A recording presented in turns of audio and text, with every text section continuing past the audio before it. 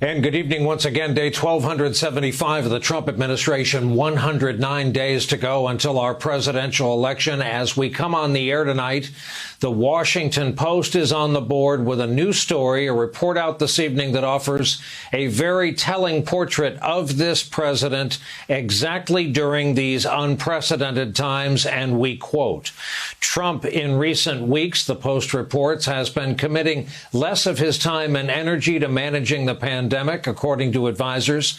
One of these advisors said the president, quote, is not really working this anymore. He doesn't want to be distracted by it.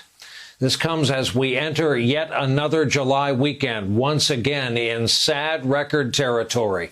That's because we have just recorded 75,820 new cases of coronavirus in our country in a single day, and that's a single-day record for the second day in a row. The curve showing the daily caseload keeps on going up. We're well past 3.6 million new infections now, with nearly 140,000 deaths.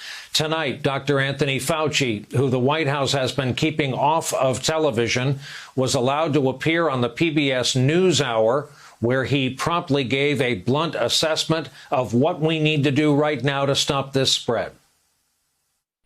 What we've got to do is reset. You may need to pull back a bit on a phase. You don't necessarily need to lock down, but you've got to do 3 or 4 or 5 things that are absolutely critical, Judy, because we know they work. And that is universal wearing of masks, stay away from crowds, close the bars. My main concern right now is I want to get that curve down to a really low level. If we go into the late fall and winter at that baseline level, as cases emerge, it will be infinitely easier to contain them than trying to chase them in a mitigation. Tony Fauci is talking to Judy Woodruff tonight on PBS. You may recall late last month, Fauci told Congress we could see as many as 100,000 cases a day. We are indeed getting closer to that number every day. Florida remains the nation's epicenter. More than 11,400 new cases reported just today. Miami Beach has now imposed an 8 p.m. curfew. It's a start. Broward County has followed suit, while also closing bars, ordering masks to be worn in certain areas, limiting social gatherings again in certain areas. More than 10,000 new infections were reported today in Texas. Now officials are struggling with the grim task of dealing with the growing number of bodies. The federal government today sending body bags and 14 additional refrigerator trucks. All this week, the president has largely avoided the topic of the surge in COVID-19 cases. He continues to focus on his push to reopen the nation's economy. We just heard Dr. Fauci recommend masks to avoid another shutdown. The CDC has made the same recommendation. President has now given Fox News his opinion. I don't agree with the statement that if everybody wear a mask, everything disappears. Hey, Dr. Fauci said don't wear a mask. Our Surgeon General, terrific guy, said don't wear a mask.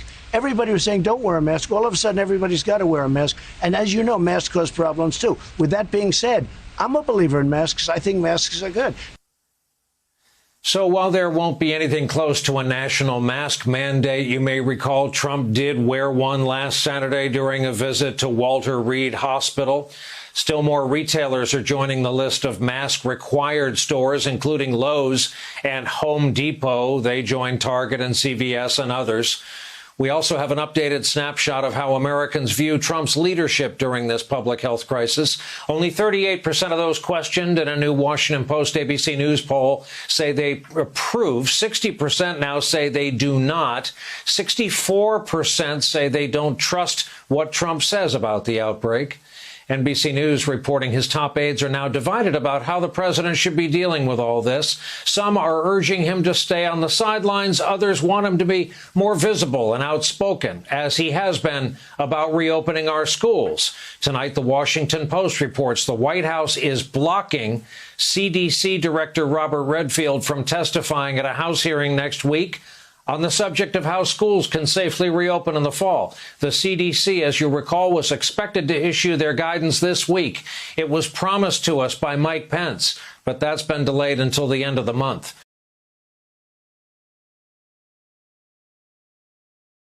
Hey there, I'm Chris Hayes from MSNBC. Thanks for watching MSNBC on YouTube. If you want to keep up to date with the videos we're putting out, you can click subscribe just below me or click over on this list to see lots of other great videos.